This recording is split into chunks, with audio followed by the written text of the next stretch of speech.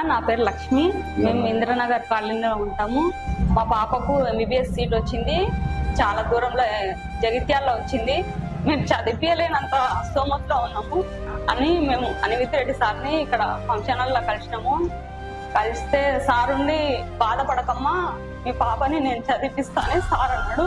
నేను చాలా సంతోషపడ్డా. సార్ 2 రోజుల్లో మాకు డబ్బులు ఇచ్చేసిండు. మా పాపకు డీడీ తీసుకెళ్లి జగిత్యాల ఇచ్చేసేసిండు. మా పాప అంది, మనకెవరు హెల్ప్ చేయలేమ్మా, వచ్చి నేను సార్ని కలుస్తాను. మా పాప కూడా చాలా బాధపడ్డది. నేను సార్ కూడా నా బిడ్డని చదివిస్తామ్మా అని నా చేతులు పట్టుకొని సార్ నేను కాళ్ళ మీద పడిపోతుంటే, వద్దు అమ్మా నేను నీ పాపని చదివిస్తానని సార్ అన్నాడు. బిడ్డ ఫీజు నేను కడతా. మెడిసిన్ MBBS నేను చదివిస్తాను. ఎందుకు రేపు పొద్దు నాకు 10ంటికి ఆఫీస్కి వచ్చేసి. సార్ అంత మంచోడు. నాకు ఇప్పటి వరకు నాకు 10 రూపాయలు కూడా ఎవరు నాకు నా పాపకి హెల్ప్ చేయలేదు. సార్ చేసినందుకు నేను రుణపడి ఉంటా సార్కి. నాకు సార్ మళ్ళీ సార్ కూడా సార్ రావాలని నేను కోరుకుంటున్నాను.